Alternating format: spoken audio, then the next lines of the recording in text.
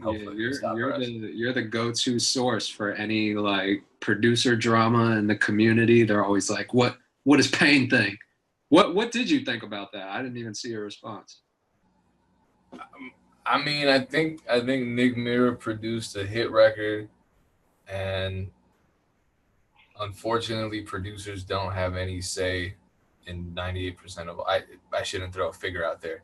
In most cases, producers don't have any say in negotiating um, sample clearance, or in this case, interpolation clearance or replay clearance. So people are saying, well, he didn't. He obviously didn't clear the sample because otherwise he wouldn't have been surprised. And it's like you people have no idea what goes down in the industry with placements.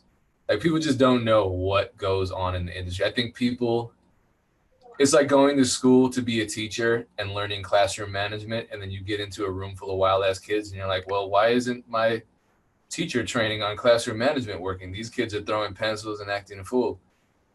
I Yeah, learned in school that as long as I structured my classroom in such and such a way, everything goes right. And that's what people are taught in the industry. They're like, if your paperwork is right, then everything's gonna be all good. Or if you do A, B, and C, everything's gonna be good.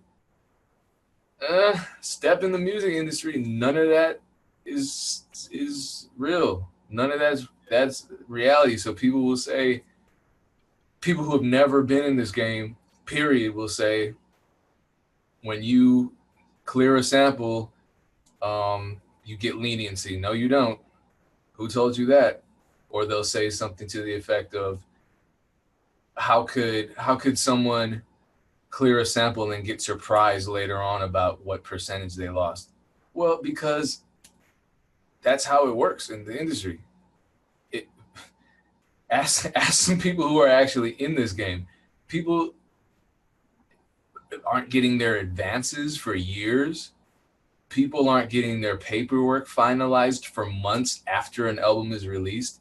Sample clearance processes start, but then they drag out. They can drag out for months, for years.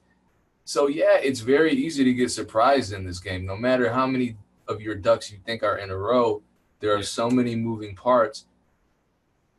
Like not and this is what's so crazy to me. Think about how difficult it is as a producer to call one of your people up and say, "Hey, let's schedule a session with so and so this Saturday." That's difficult. It's hard to get people. It's hard to get musicians, creatives in a room, yeah. right? That's hard enough.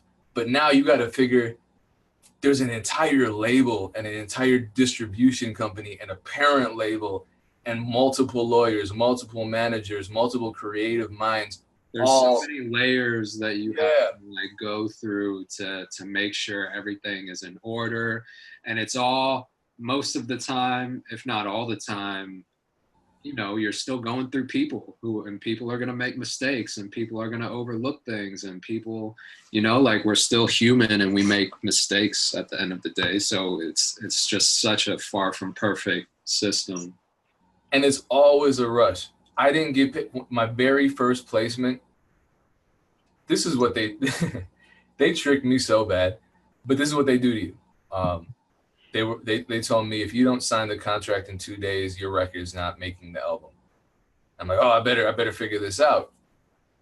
Realistically, that album was done. It was probably already printed because within 2 or 3 days, that album was hitting the shelf, or within a week or something.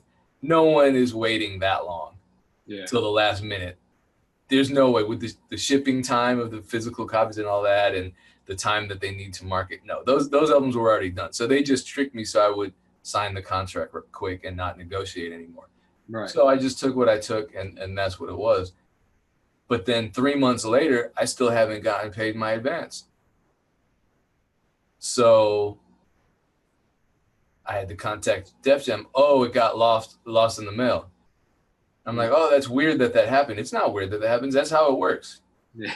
People at regular 9 to 5s, their paychecks get delayed. There's Yeah. always something going on. And those are more simple situations because you're directly Right. in communication with payroll. That cuts your check. Yeah. Yeah. And in the music industry, you don't talk to anybody. You might correspond or be on the phone with 10 different people working on one project, but there's so much going on, and it's it's always a rush. There's always a tight deadline that you got to match. It's going to leave your head spinning. You're not going to know who's who. You got so many people, and that's the benefit of management. But even when you have a manager and a lawyer, there's still going to be a lot going on. Right. So all the people that are chiming into this Juice WRLD situation, saying if they had just done A, B, and C, all right, man, God bless you, but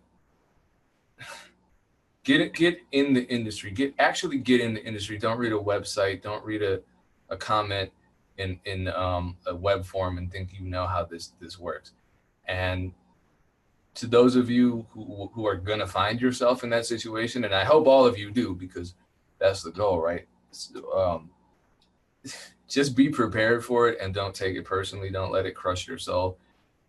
It's going to be crazy, but just protect your self-respect, protect your pride, but at the end of the day, keep your eyes on the goal, which is to make music, live a good life, and support yourself off of doing something you love. And as long as you're there in one of these chaotic situations, just know that you're doing the right thing, and stay true to your moral compass. Focus on progress, focus on the bigger picture. And if something negative happens to you, charge it to the game, and don't become negative yourself. I think we're all jaded to an extent. You know, all of us who have been in this game, we're all jaded, but that's neither here nor there. Let's go ahead and start. So tonight, Pain, actually this was your idea, but you wanted to just talk about our beat uploading and optimization process and what we, you know, personally do when we upload beats, and what our process is. So I'll let you kind of lead the conversation. Well, I'm definitely curious to see your process. I actually plan on just doing it right here live. Dope. Yeah. Because I actually have. So here's something that seems obvious, but a lot of producers don't do. They get overwhelmed by the prospect of uploading beats regularly, making videos, and this, because YouTube still remains, from everybody I talk to, probably the preferred and most effective way of getting beats heard by potential customers. Yeah. Obviously, when it comes to remarketing, your Facebook pixel is going to help, your mailing list is going to help. Maybe if you do SMS marketing and you're ahead of the curve, that can help. But